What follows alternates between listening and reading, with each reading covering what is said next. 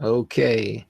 Hello, YouTube. It's been a while since there's been a stream or really any kind of content on the channel, but you'll have that. So I just wanted to come on and I pulled up a couple of different articles that we can talk about. Oh, there goes my having to hear my shrieking voice on stream. Anyway, so I pulled up a couple of articles and I'll read through them, talk about some of the topics, and I guess I will stay on air until I run out of things to say. Let me see if I can keep the chat up, because while finding a way to still read through the article. Doesn't matter too much because I don't even expect too many people to be here, but we'll see. All right, and then I have to change the Google Hangouts setting.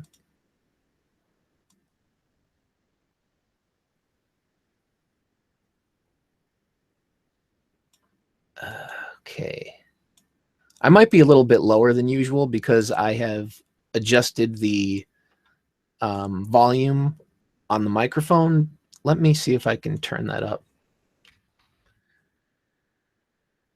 Because whenever I actually try to record a video now, my microphone level makes picking up echo really easier with my new setup. Oh no, the microphone level is back up to 100, so apparently that's not even true.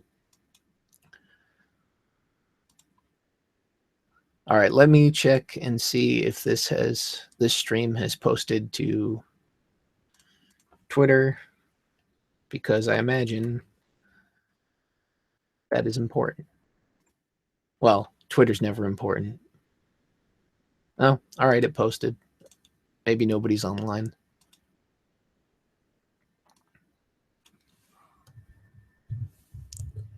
Let me adjust the microphone. All right, anyway. Let me get the screen share going here. Alrighty, so first up, we have open carry by 2 armed black men in Los Angeles goes as well as you might expect.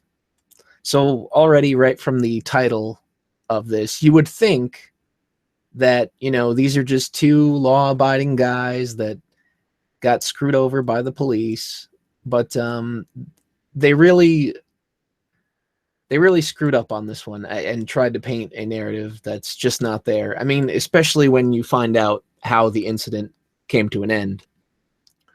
So 2 California men were arrested on California-only felony charges for violating laws that amount to armed black people scare me. That's my favorite law. I like that one. I think we need to reinstate it everywhere. Okay, so 2 men were charged on Thursday for allegedly walking. You know what? Right off the bat, I have to stop. It says for allegedly walking around like this, and there's actual video footage that I watched earlier today where they are very clearly walking around with rifles and body armor and camouflage and whatnot. So anyway, an Inglewood neighborhood with assault rifles while dressed in camouflage and body armor, according to the Los Angeles County District Attorney's Office. We have Edmund Adonis Washington, 35, and Brooke Thomas Lindsay, 30, each face 1 felony count of possession of an assault weapon, a high-point semi-automatic assault rifle. Lindsay was also charged with 1 felony count of unlawful assault weapon, 50 BMG rifle activity, a high-point semi-automatic assault rifle. I don't really know anything about guns, so whatever, but on August 16th, Washington and Lindsay allegedly began walking around an area near 104th Street and Crenshaw Boulevard with semi-automatic assault rifles. Video from the scene showed the men walking around in camouflage, carrying the rifles, and talking about racism. Okay, once again, that is false. I mean, it's just, maybe it's not false, but it's not painting the whole picture. There is video footage, and it shows them walking around with their guns, ranting, you know, about this nonsense about white supremacy and all that. And on top of that, you know, saying things like, I'm going to blow their heads off, I'm here to kill police officers, things of that nature. So you can't just walk around out in the open at night with a rifle making threats and then expect that nothing is going to happen to you. Or I honestly don't even know how you defend this, because no matter what color skin the person had, I wouldn't expect them to get out of this situation without any trouble at all, or at least without being approached by the police. I feel like this is getting to the point of ridiculousness where these people are just reaching so hard they will defend absolutely anybody, even absolute nut jobs. And you might think, well, I'm jumping to the conclusion that they're nuts pretty early, but it was also discovered that at least one of these guys is a vet. Did I misspeak? I usually don't say it wrong. I don't know. Maybe I'm going too fast.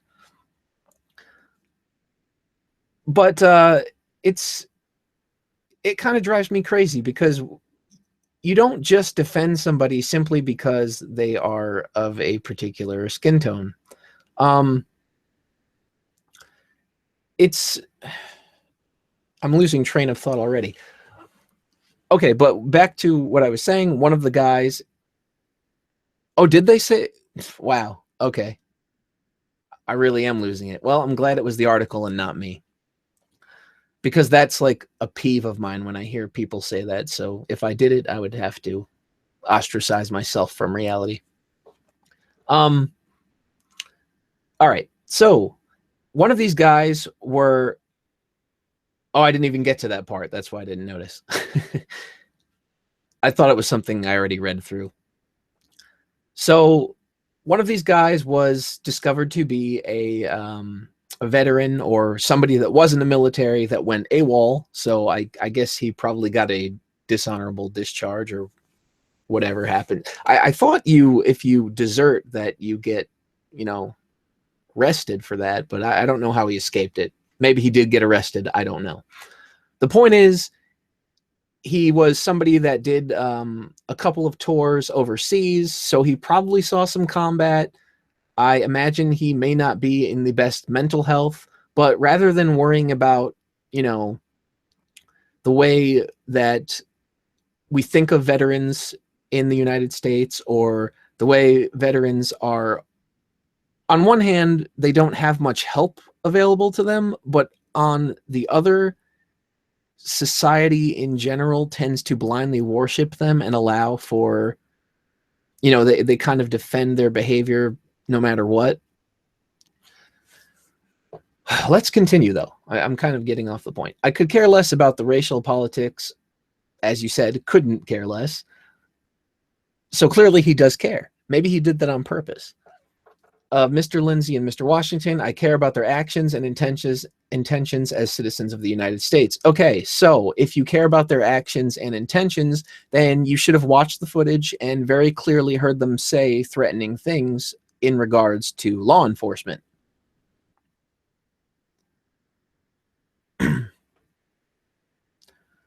I cannot find any account that suggests either man was threatening other members of society or using their firearms recklessly or in an unsafe manner. I'm not going to bother to. Let me see if I can find the video. I feel like I should at least find it. I know some people are probably going to bash me, like, oh, you went to Ralph Retort to find it. It's like, well, think whatever you want of the guy, but he does at the very least cite sources and, seem to try to do his research as best as he can. But that's not why I'm here. I'm basically here to pull up the video. If you watch this video here, somewhere in the 27 minutes, I didn't timestamp it or anything, they very clearly talk about making open threats against law enforcement. So this right here, the guy's lying. I don't know. Maybe he didn't see it. Maybe he couldn't find it. Or he's just trying to paint a particular narrative, which wouldn't surprise me one bit, given the way that modern journalism seems to work. let's see. They appear to have possibly violated the Mulford Act, which was passed in the 1960s and signed by Governor Ronald Reagan in response to the Black Panthers going on similar walks. They were engaging in what appears to be an open carry protest that the responding Inglewood officers did not view as a threat, as they merely stood by and monitored the situation as the men carried out their open carry walk. To be quite honest, if you're claiming that you're doing a peaceful protest, I don't really even understand the significance of feeling the need to walk with rifles. It's like, if you're not planning to use it, why do you need it? And I know you could probably say, oh, well, what are you, just against open carry in general? I don't really have too much of an opinion on that, as long as the person is, checks out and they're not, they're not absolutely insane. But even then, some people break down and will go on a shooting rampage. So it's hard to say. But I'm not against people owning guns or anything of that nature. However, I don't really understand what the purpose is here. What are they trying to prove? Are they trying to prove, well, oh, it's open carry and we walked around with guns and we still got arrested? But maybe that's not why you got arrested. You probably got arrested for, your loud, obnoxious rants in the middle of the night down the street carrying a rifle. I mean, to me, that makes sense. If you're talking about threatening somebody's life, chances are, and you have a weapon on you, chances are you're going to be in for some trouble. Let's see, folks, the High Point 995 carbine may be a lot of things, but an assault weapon, it most certainly is not. Okay, and not by any sane definition. Once again, I don't know much about guns. Maybe somebody who does can come in here and elaborate on this. However, when it comes to the media and they're talking about guns, I have seen them label many things as an assault weapon. So to say that just in this situation, because the people happen to be black, that they're, making it sound worse than it is, I don't agree with, because that's just the media's tendency to do that in general when guns are involved. Let's see, what's more, the High Point 985 is currently sold in the state quite legally, with a California compliant version existing on the market from the beginning. Well, I mean, that's all well and good, but how many people actually go out around, touting their rifles and yelling out threats to the police? Even more interesting, High Point does not now and has never made a 50 BMG variant. As all High Point handguns and carbines are built from a basic pistol design that loads the magazine through the grip, it would be mechanically impossible to make a grip big enough to accommodate. Okay. More gun stuff. I mean, which, it's not fair if they are spinning it that way, and it's inaccurate. But once again, that the media seems to get this stuff wrong all the time. But they're also saying that the charge is falsified. Lindsay's additional 50 BMG charge is clearly falsified, and it appears that the assault weapon charges are highly suspect as well, unless they manage to get their hands on normal versions of the carbines that lack a bullet button. I mean, honestly, who knows? If the guy's ex-military, it's hard to say what he may have access to. Where California police have an actual right to charge them is under laws that have made it virtually impossible to legally open carry in California. Lindsay and Washington have likely run afoul of misdemeanor laws governing long gun open carry in California, but charging them with these felonies appears to amount to gross overcharging and abuse of the human right to bear arms. Once again, the human right to bear arms, I don't think that open carry applies to open carry and making threats, because then you are making yourself, you're presenting yourself as a danger to society. I hope California gun rights supporters step up and provide legal assistance for these men who appear to have been carrying out an open carry walk that would have been considered an expression of their rights as American citizens in any actually free state.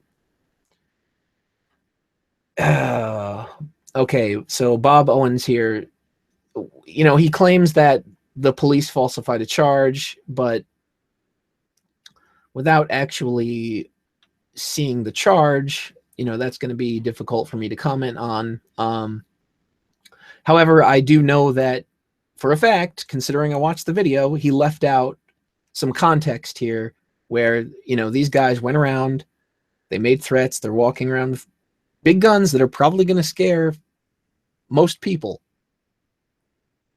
I don't think this is a race thing. Also, the interesting thing is, if they were going to spin it as a race thing, these guys were out carrying guns, and they were taken down by the police in the end with rubber bullets, so they were not killed. Probably hurt a little bit, but they're all right. You know, if this was all about race and all about harming black people, why didn't the cops just shoot guys and that had guns and say, oh, well, they were armed? Seems a little bit odd to me. Call me crazy. Oh, that's interesting. YouTube doesn't appear to show me my viewer count. All right, so that's really all for that one. Let me see. Maybe I'll copy and paste the link to that video into the description here so you can watch for yourself if you are skeptical, I guess.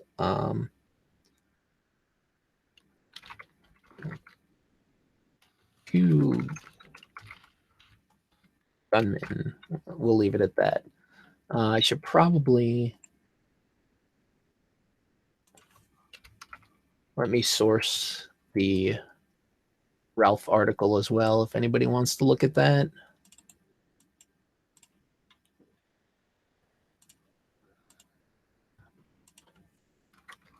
All right, there we go. In the description, I might add some more stuff as we go. I don't have too many more articles here. Next one's kind of stupid, but I mean, given that it's Kotaku, that is no, well, I guess it's Deadspin, but it's Jason Schreier, who I thought was a Kotaku writer. I don't know, maybe they swap it up. But this is really stupid. The secret to convincing your significant other to let you play video games whenever you want. Now, I have a really easy solution to this, and I could just end it right there. But let's save it and let's see what good old Jason has to say. So, you've found the love of your life. The two of you somehow tolerate one another enough that you've decided to share a home. Because, you know, all relationships are just at the point where you don't even know if you can tolerate this person. You barely tolerate them. How can you even be around them? But yet, you love them. Now you've got a problem. How do you convince them to let you get away with all those 8-hour binges on The Witcher 3? I mean, I don't know. Having hobbies while in a relationship is a thing, isn't it? But here's the Jason Schreier solution. You know, clearly a man who is an expert on relationships. First, get a job that requires you to play video games. Now, there's a difference between a job and a hobby. I mean, I guess you could, if you are lucky, you can turn a hobby into a job. But I know that some people who were, let's say, lucky enough to do that, then start to think of that hobby as work, and as a result, tend to enjoy it a little bit less. So when they have free time, they want to do something else because their work is their hobby or their old hobby. So there are several ways to do this. You can become a video game journalist. Not recommended. He's not recommending his own career path. Great. I mean, why do these guys even have jobs? They hate themselves. They hate video games. Do they like anything? I mean, I know I hate a lot of things, but damn. You can try to enter the video game industry, though being a game tester isn't as fun as you'd think, which, of course, we have a link here, but, I mean, if we start playing the Kotaku linking game, we'll never escape. I imagine it's some stupid post by Patricia Hernandez that says, being a video game tester takes work, and then it has like a couple of photos of some guy with blistered thumbs. Or you can join the world of professional esports, which is sort of like whatever Deadspin does, but with fewer dong picks. I don't even know what Deadspin does. I don't want to know. You can also try making a career out of gaming videos on YouTube and Twitch, but that's sort of like trying to become a professional athlete. If you're not already en route by the time you turn 18, you're fucked. I think, that's just a cute way of him saying it's oversaturated, which it is. Really the only way to get noticed on Twitch anymore, and this is definitely going to be a sexist comment, is if you just, get on there, have a pretty face, and show a bunch of cleavage. Let's be real. Nobody cares about the gameplay on Twitch. As you prepare for the challenges of cohabitation, explain to your significant other that you need to play video games because it's your job. Is this a real article?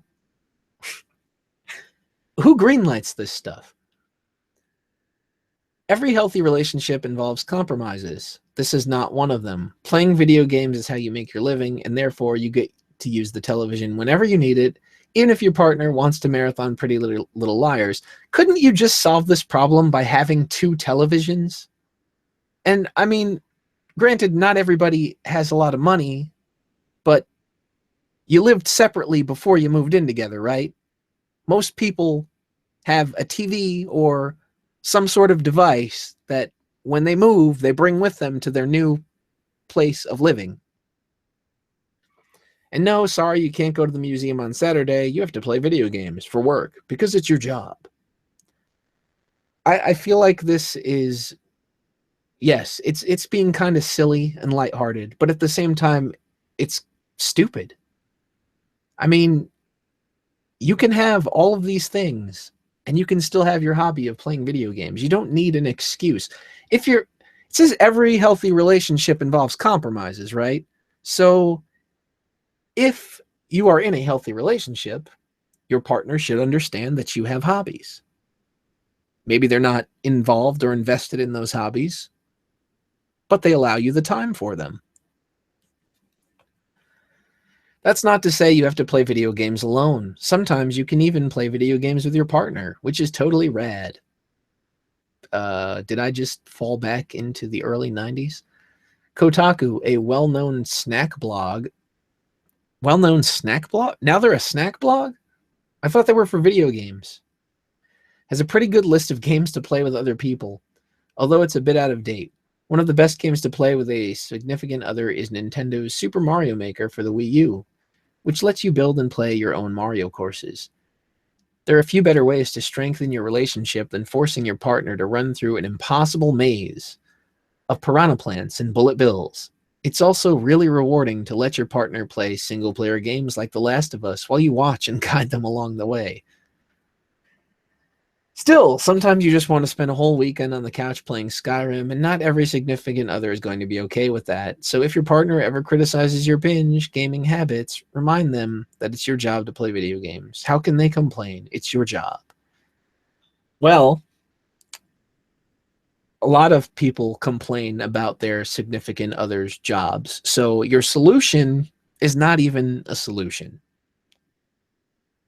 Many people complain that their significant other is away from home too much, maybe because they have to travel for their job, or maybe they just have to put in a lot of hours at the office or the factory. Maybe they're a truck driver and they're away for weeks at a time. This is retarded. Now, the real solution is just to find a significant other that either shares your common interest. I know that's a radical idea. Or is at least understanding enough to give you time. Maybe when you want to play video games, they'll go do something that they want to do. Easy solution. Did not require a multi-paragraph poor excuse of an article. Game over. What else do we have here? Let's see. Something else for Kotaku. And of course, let me see. Just let me make sure I'm not misidentifying her here. I don't know. Is she white or is she one of those incognito WOCs? I can't tell. I'm going to assume she's white and be a dickhead.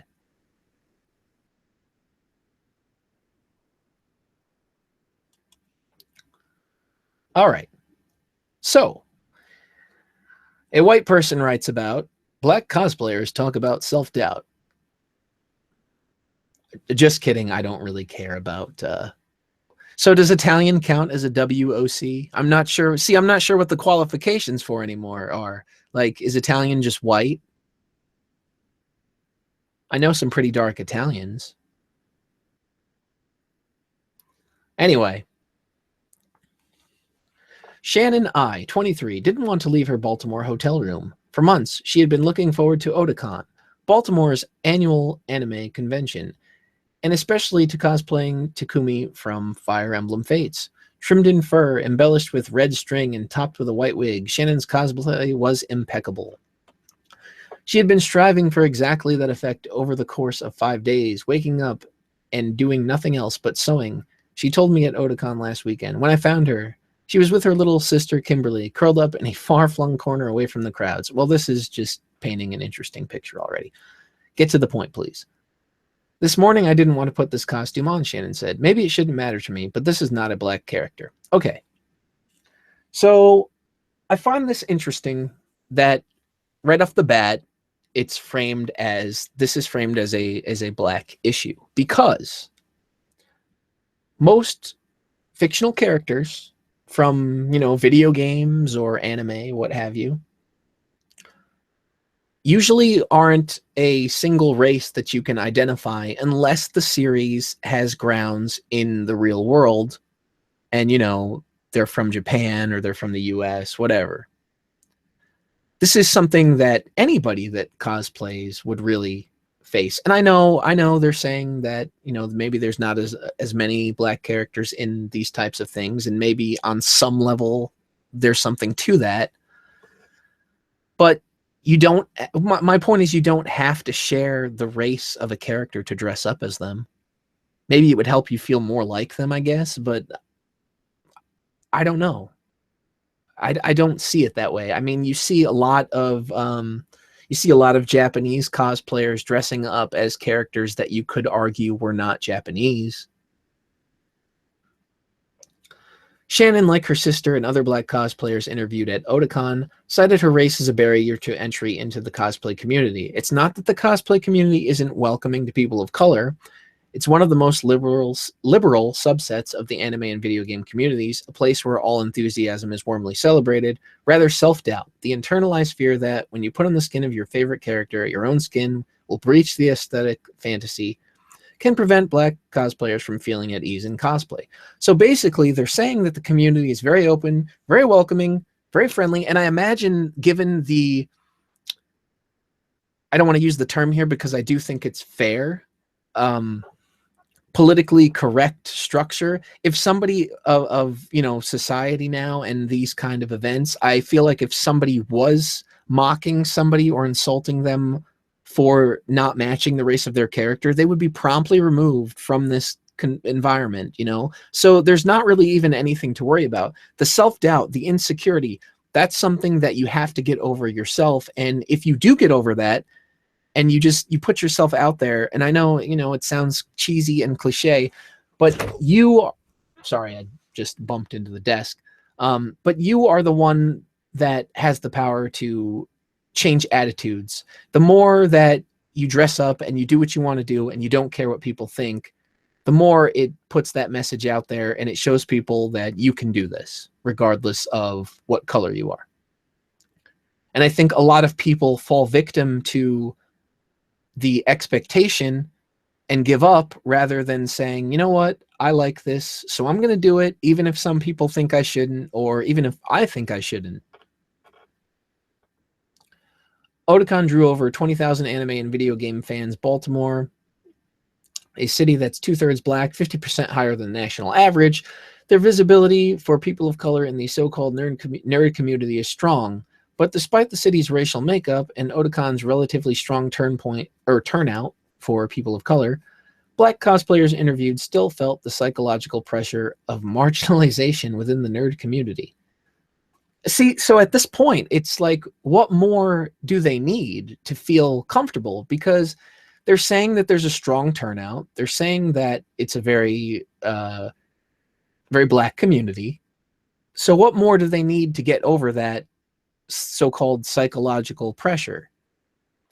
Because it feels like things are going in the right direction from the way that this article is framed thus far, and yet people still are, they're nervous about doing it. It's a lot of internal back and forth. Internal is the key word here. She was dressed as Rinka from Fire Emblem Fates, red-eyed with fur cuffs. A chieftain's daughter, Rinka is a proud, fierce fighter, qualities that appealed to Kimberly, who appeared more quiet. We'll see. Cosplay allows you to be characters that may be a little bit different from you personality-wise, or just about anything else. For the last 6 years, she'd been cosplaying. Kimberly, who chose characters whose outfits were more concealing, like Candela from Pokemon's Team Valor and Katara from Avatar The Last Airbender. Rinka, however, wears a cropped tube top, showing off her canonically pale stomach and arms. Well, I can look good, Kimberly said, but I won't look as good as someone with a lighter skin tone cosplaying this character. See, I mean, that just unfortunately comes down to reality. Like, you can't help the way you were born, and you shouldn't feel bad about the way you were born.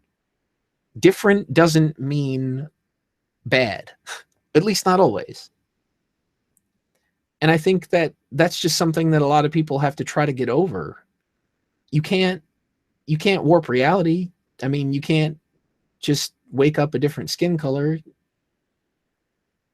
Cosplayers who enjoy having their picture taken, frankly, most of them, can feel like their crafting efforts were for naught if con attendees don't recognize who they are or appreciate the aesthetic similarities. I mean, that's looking for validation from other people that you may or may not get. I imagine that you're going to come across both people that will recognize you and like you, will recognize you and dislike you, or probably just won't care. There may be a small minority of people who will tease you or mock you, but as I said, you are at a convention. The environment of said places is supposed to be very positive, and they're supposed to have rules in place, and I imagine they don't condone harassment. So if you're actually being bothered at something like this, at a place like this, you have options available to you, and you should never let somebody else's mockery stop you from something that you love. I know it's easy to say that. I'm not saying it doesn't have any effect on you at all. I'm just saying that at the end of the day, you have to be able to depend on yourself. Full body cosplay allows Marcus C, 26, to stay recognizable. Marcus is a remarkably talented cosplayer who crafted an entire Monster Hunter armor set for Otakon, the culmination of his 7 years of experience. So take note, it takes 7 years of experience to build Monster Hunter armor. During our conversation, at least 3 onlookers took him aside to photograph his eggplant-colored armor set, which included a helmet. Eggplant? Is that racist or sexist? What exactly is the talent in dressing up like fictional characters? Oh, I imagine that when they say talent, they are referring to actually the people that actually make the costumes. Because, I mean, the dressing up itself, unless they're acting or something, like role-playing, that really doesn't require any talent to put an outfit on. But I think they're talking about the actual crafting process of making the outfits, which, some people seem to be pretty good at, so I guess there's a skill there somewhere.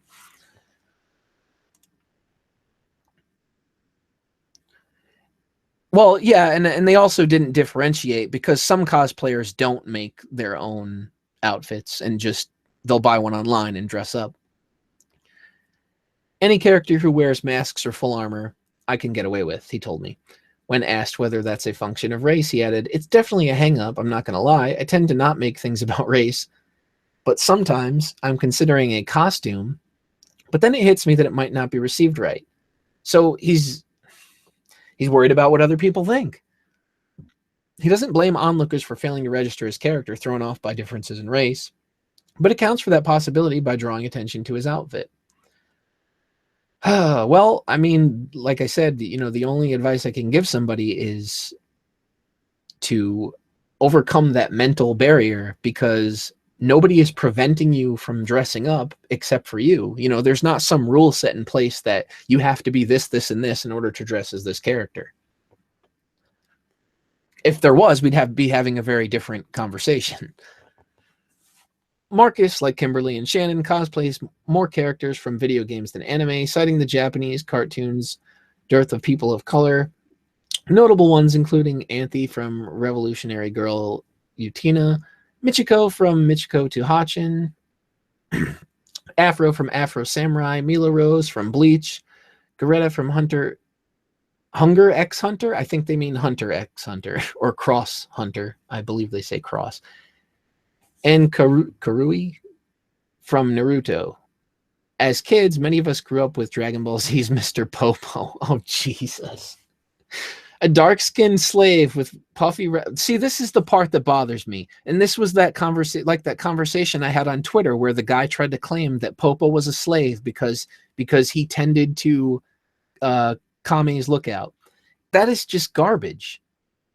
Mr. Popo did a lot more than he is being given credit for. I mean, and to call him a slave is just...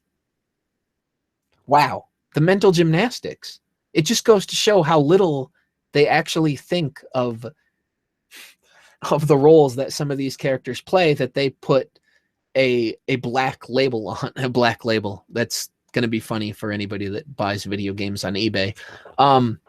No, but seriously. First of all, Mr. Popo, some argue he's based off of a racist caricature. Now, even if that's true, he's not a human being, okay?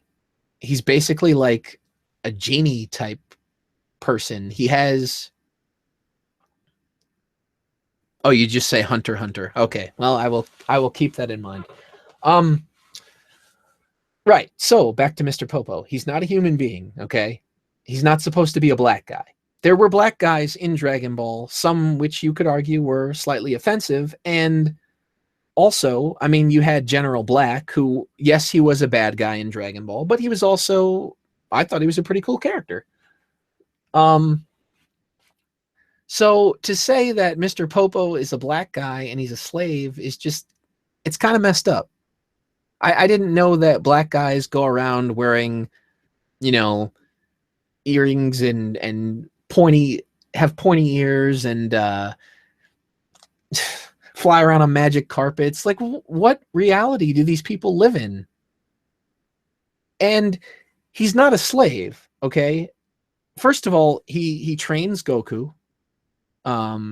He gives Bulma a new spaceship, well, an old spaceship, so that they can travel to Namek to revive everybody. Mr. Popo is a pretty important character. He repairs the dragon after Piccolo kills the dragon. So to me, it's sort of messed up to just be like, oh yeah, he's just a slave. For not being a very main character, he had a lot of pivotal moments, or at least a fair share. Let's see. Recolored blue for American television, indicating his potentially offensive reception. No, that's just indicating the overly sensitive reception. Japan's population includes fewer than 1% minorities, so the visibility of people of color in anime is contending against some harsh demographic realities.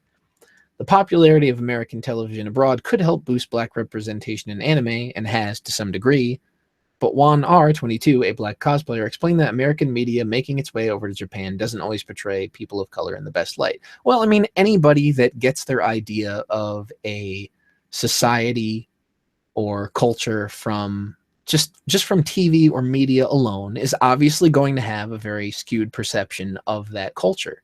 I mean, that even goes for people in the US that watch anime and think, oh, that's what Japan is like. People are running around in the streets with swords, and you know, high school girls are grabbing each other's breasts and throwing themselves, and harems of them are throwing themselves at these shy boys. But, you know, that's not real life. Everybody should be able to tell the difference between fiction and reality. The issue is how Japan sees American culture, he explained. And I'm sure that, this 22-year-old who has probably never been to Japan knows exactly how they see American culture. He's going to tell us. Even in American shows, people of color aren't main characters a lot of the time, except for those movies and TV shows where they are. And if you're in Japan, I mean, fuck, The Jeffersons, that's an old show. People of color, main characters. Sanford and Son. Those shows are awesome, by the way. And if you're in Japan and you're just going by American television, you're going to assume there aren't a lot of minorities in America. Really. I mean, I wouldn't make that assumption. I was wandering around the food area, munching on some stale Tokyo fried chicken. Is that cultural appropriation? When I ran into Sola Heiki or Heiki 19, cosplaying DVA from Overwatch, a South Korean competitive StarCraft player. She wore a full-body DVA suit, complete with hand-painted armor on her neck and arm. Okay, I mean, like, we don't need a description. I can see her in the picture. Asked her about her, let's get to the point. She asked her about her history cosplaying. I've been doing a lot of video game characters recently, she said. Once I was Judel from the anime Magi, whose skin is pale. I thought I was doing a really good job, but someone on Tumblr said, oh boy, that's your first mistake. Taking anything serious that is being said on Tumblr. Oh, Judel's been out in the sun too long and ate too many apples. All right, it's a joke. I mean, it's a stupid comment. It's a throwaway comment. You could simply ignore it. She tries to brush off self-doubt, but explained that anxiety about her race has been reflected strongly in her character choices. Over the last 6 years, she's gravitated toward darker-skinned video game characters like Aveline from Assassin's Creed or Red from Transistor, but says that the options are woefully limited. Lately, when she chooses white or Asian-reading characters, she feels the need to go all out with costume design to make up for the racial differences. I mean, I'm pretty sure that if you're going to do, first of all, I mean, if you're going to do the cosplay thing in general, you should do it right, regardless of whether you match the race or not. You should put your all into the costume. I mean, if you want it to be good, that's generally what you do with things. As far as this anxiety thing about race and limiting, I mean, she's the only, once again, she's the only one holding herself back here. She's stopping herself. Is it sad that she's stopping herself from doing things like that? Yes, it is, because it's a very basic thing that you would think isn't difficult. You decide, hey, I like this character. Hey, I want to dress up as this character, and I'm going to do it. So yeah, it's sad, and I can sympathize that, that she feels this way, but at the same time, nobody is preventing her except herself. There's jerks in the world that are going to mock you for anything you do. You just have to, you have to get past it. I've been worried I don't look like the people I was cosplaying, so I had to be 20 times better at craftsmanship. Now, unless the person that I should say, unless the fictional character which you are dressing up as looks very realistic, most of the time, most people don't look like the people they're cosplaying. They, you get the idea of who they are from the outfit. I mean, but some of the wigs, like, they get really ridiculous. That's not somebody's real hair. And once again, this whole, so I had to be 20 times better at craftsmanship. It's like, no, you should just get into it and get good at the craftsmanship, because that's what will get you attention that you are obviously seeking for dressing up as the character. That's what will get you praise for doing a job well done, doing a good job, putting your all into it. I think that's how a lot of black cosplayers feel. When she cosplayed Transistor's Red, she made the costume sparkly to better compete with cosplayers who look more like the white, blue-eyed video game character. That way, Transistor fans would acknowledge her hard work. Often, though, she'd been overlooked despite her painstaking effort. It's fine, she reasons. She's just in it for the fun. I mean, unfortunately, that's just going to happen in these situations where the person that looks most like the character is going to get the attention. And that's not even necessarily a racial thing, because some people actually do look oddly close to certain video game characters and can pull off the look better than others simply for the way they were born, simply for some of their features. And once again, she's just in it for fun, but there's all these complaints. And I'm not saying that you can't have your little hang-ups and whatnot, but I'm just not sure what it is that the author of this expects or is trying to say or wants people to do, because most of the complaints here are of self-doubt and insecurity, and those are things that only the people that are taking part in the events can overcome. For Shannon's part, the fear of her achievements being unsung mired her to her hotel room Saturday morning of Otakon. I was like, I don't think I should wear this, she told me. I wanted people to acknowledge the work I put into this character. I just want people to look at me and think she did a good job, and not the person wearing that is the wrong skin color for the character. I mean, I'm sure there's some like elitists that would think things like that, but if you put work into your costume and it looks authentic, most people probably aren't going to care. When no one says anything to her when she's cosplaying, anxiety takes over. I knew it. I shouldn't have done anything at all. Once again, relying way too much on other people to validate you and your existence. And I get that, I get that people that do this cosplaying thing, they like attention. So, I mean, that's a big part of it, but you can't force that, and you also can't allow the perceptions of other people's to create your own worldview. Like you have to just step back and be like, okay, I did this, I put hard work into it. Maybe people didn't recognize it this time, or maybe I didn't get the recognition that I wanted, but you can't go into it with unrealistic expectations either. Visibility for Black cosplayers will help battle these apprehensions, her sister Kimberly said. Now, once again, this visibility thing, by taking part in these events, you are creating your own visibility. So if you keep doing it, it becomes more normalized. Let's see. Including Black cosplayers in cons, advertisements, and social media posts will draw in more people of color who don't see themselves reflected in their favorite anime and video game characters. Look, nobody... All right. It comes down to this whole representation thing again, and I have talked about this so many times that I just feel like I've repeated myself way too much, and I'm going to do it again. People don't, as far as I know, most people don't play video games or watch anime to see themselves reflected. For those type of things, they choose a game that has character creation, with the freedom to create what you want to create. So you can, if you want, you can make a version of yourself. But to say that, oh, well, just by extension of sharing a skin color, these people are represented, I feel like that is a great disservice to individualism, because it just creates this narrative where people are nothing more than their skin color. Now, when I look to a character, I try to relate to them on an emotional level, and that's how I decide whether or not I like that character. I don't look at their skin and be like, oh, he's white, I relate. That's bullshit. Because there's plenty of white people I don't relate to. And the fact that you just look at a character and be like, oh, they're Black, well, I instantly relate. I mean, that's stupid, man. Like, you should be looking at the backstories of the characters, the narrative, not the identity politics. Let's see. So-called nerd community. Having a role model, Kimberly added, also can help. Let's... all right. Again,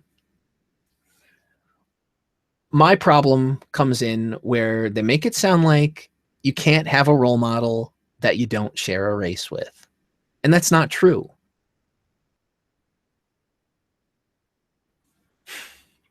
I mean, that's pretty much all there is to this article. Let's see. Shannon hadn't done this, I wouldn't have been as inclined to come to Otakon. If it wasn't for her, I don't know if we'd be going to any conventions at all. I mean, all right. Even that could be encouragement. Like, if you don't feel like you're getting the attention you want, find some friends that share your hobby. I mean, what are these two sisters, right? Yeah, I think. I mean, they can work on it together, and that's like a nice thing. I don't understand why you need the rest of the world to recognize you. A lot of people don't get recognition, and most of it's not racially based. There's a variety of reasons why somebody might not get recognized. And like I said, I understand that these are real feelings to these people, and it bothers them, but it's insecurity, and ultimately that's something that nobody else can fix. And if they keep taking part in these events and they keep doing it, that's going to create the visibility that they so desperately crave. So yeah, that's it for that one. Let's see. I swear I just saw something about badass women in Smash Brothers, and I don't even know what to say about that. Um, this one is about the Tekken 7 situation that was on Twitter a little while ago. It's a quick one, so I probably won't spend too much time on it. I don't know. I don't even know how long I've been on already. Feels like quite a while. Anyway, Tekken 7's Harada on the thorny subject of sexy swimsuits and Western sensibilities.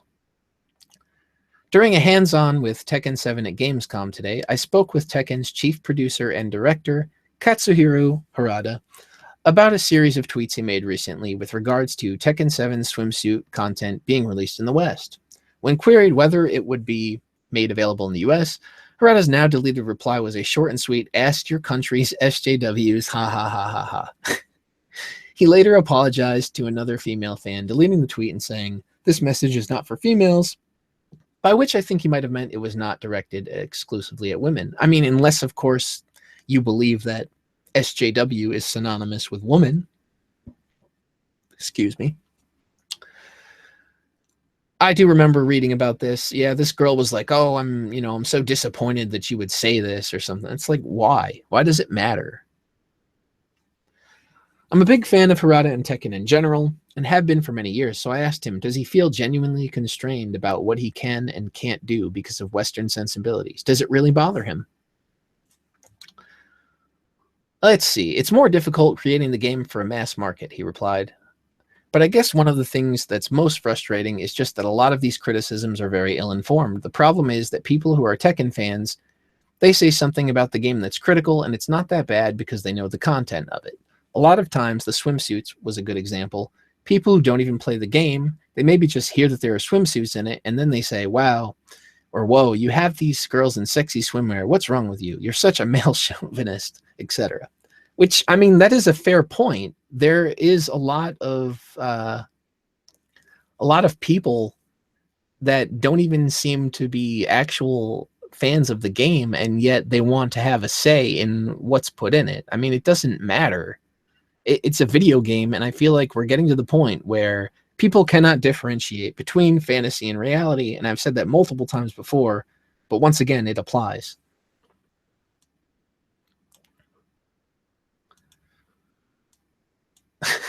I don't know anything about this game developer. The only thing I've ever heard out of him is this tweet.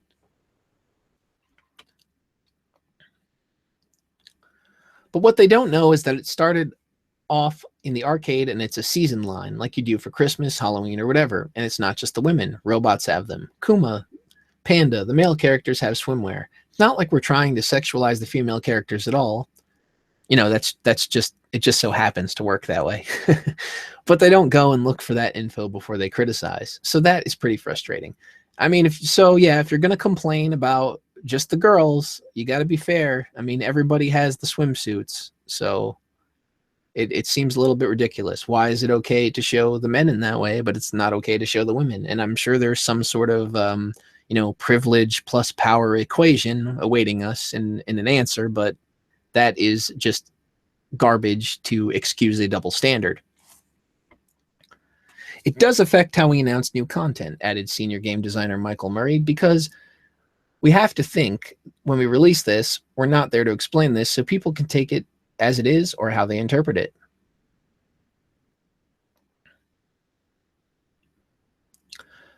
One thing that's perhaps scary about some of these ill-informed criticisms, continued Harada, is there's a character called Ganryu. Perhaps you know him. He's a sumo wrestler. But to someone who doesn't know sumo, they might just say, there's a guy in his underwear. That's inappropriate. I mean, I don't think... I don't know. I'd like to think that most people at least have a general idea of what sumo is, but I guess there's probably some that are ignorant to it. But I mean, nobody cares if there's a guy in his underwear because for some reason that's not sexism. But it's a very important part of Japanese culture. Without knowing that, too. So, wait, without knowing that too, so easily make. Oh, okay. Easily make criticisms is maybe a dangerous direction. That's just really poorly worded. Part of the internet, I guess you could say. But in terms of swimsuits and things like that, it wouldn't stop Tekken releasing that content as DLC in the West. Well, I guess people forget that the game goes through very strict ratings in various countries, and the level of severity kind of changes depending on the country, Harada replied. I wonder if that's going to take us into, oh, this is like, no, I guess they're saying that wouldn't stop releasing that content as DLC in the West. Okay, so they're saying it as DLC in the West. Does that mean that the content is going to be in the Japanese version? Because I kind of feel like that's a bullshit marketing technique to make more money. Like if they're just pulling the content from the Japanese version and then charging for it for the Western version, that seems ridiculous. Because, I mean, people can still... Let's just say that some of these people that were offended by such things could buy the games, were actually buying the game.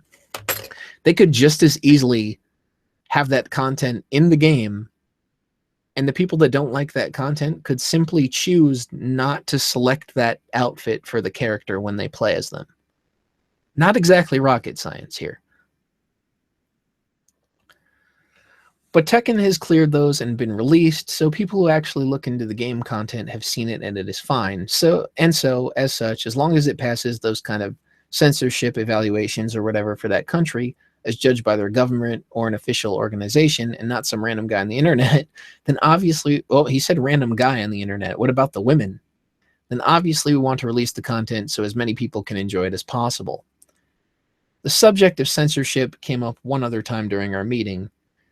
After chatting about Tekken's rich history of outlandish storylines, one of the journalists present said jokingly that perhaps there wasn't a line the series wouldn't cross when it came to robots with chainsaw arms and boxing kangaroos. I mean, that's funny, but it's actually true. I mean, Tekken is a silly fighting game, really. Like, yeah, there's some serious storylines and themes within it, but I mean, some of the characters are just basically a parody. Boxing kangaroos, there you go. Is that offensive? Like, do they remove that for the Australian release? A more serious answer to that question, though, Harada said, recently there are lines, I guess more than in the past. Before it was a niche crowd, people who liked video games as a whole, but at the time when they were still largely created in Japan, it was pretty much anything goes made by the Japanese and their sensibilities. But now it's enjoyed by a much wider audience. It's easier for outsiders to say that games content is not good for a particular group or ethnicity or country or religion or anything. So in that regard, there are a lot more lines that we can't cross anymore, I guess you could say. Yeah, but I mean, I have a big problem with stuff like this. I just don't feel like when it comes to things, they shouldn't make poor excuses like, oh, localization, we're going to change this because of this poor reasoning. We should be able to enjoy the same product that came from the developer as they saw it, as they envisioned it, regardless of how stupid or silly somebody thinks that content is. We should be able to decide for ourselves if we want to buy that or not, or if we want to play that or subject ourselves to it. Like, we don't need someone to police fictional content in a video game.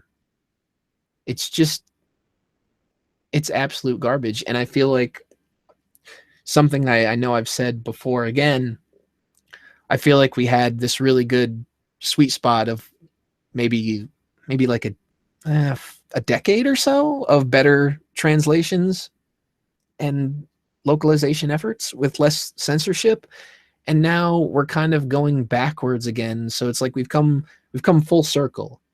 We're going right back to where we started, where, like in the 90s when we had Final Fantasy and they had to remove any crosses from the buildings and things of that nature. I mean, they had to label a save point with an S on it because they thought we were too stupid to figure out that it was a save point, when right in the game there's a scene where they present it to you as a save point.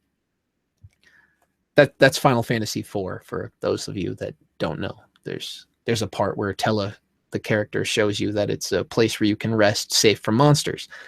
So to me, it's always been ridiculous that they would make these silly changes based on arbitrary lines that they've decided to draw in the sand.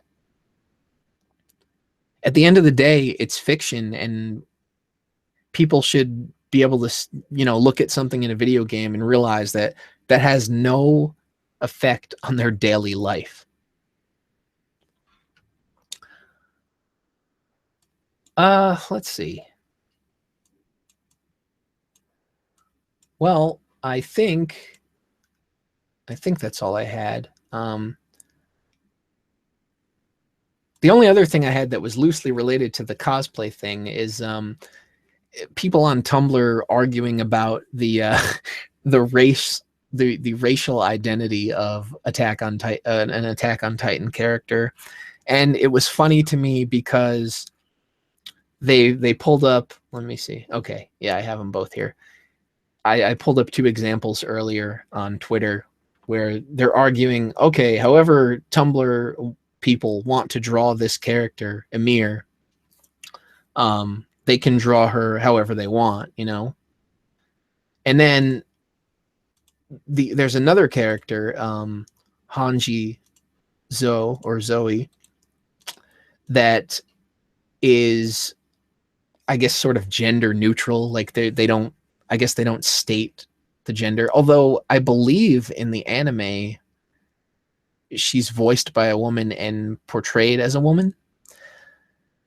But if we're sticking to the manga, I don't think they refer to her with any specific pronouns. So, that being said, they actually have this whole big, I only screenshotted this part of the post, but they actually have this whole big ongoing discussion about misgendering Hanji. And to me, that's funny because on one hand, you have people arguing you can draw this character any way, any race you want, but don't misgender this one. So why is her gender static, or their gender? I don't even know what pronoun am I supposed to use. Zir? No, we're not doing that. It's just such a poor double standard. Like, first of all, it's a fictional character. Let me tell you this. People tried to pull this with me, talking about this on Twitter, the race of the character. First of all, her race is not specifically stated. There's only one character in the series whose race is hinted at or mentioned, and that is Mikasa, because the Asian people, or I think they even used the term Oriental in the series, are pretty much wiped out, and she's like one of the last ones of the bloodline. So this character just has like a slight tan, and they're like, oh, POC. Like, who even cares? Why would it matter? It just doesn't matter. It's fictional. But I mean, it's just ridiculous, honestly. But get over it. She's whatever you want you to be, except for when, except for when they want to tell you what a character is, and you have to get over that, and you can't change it, or else you are some sort of bigot. I don't even know anymore what they're calling people.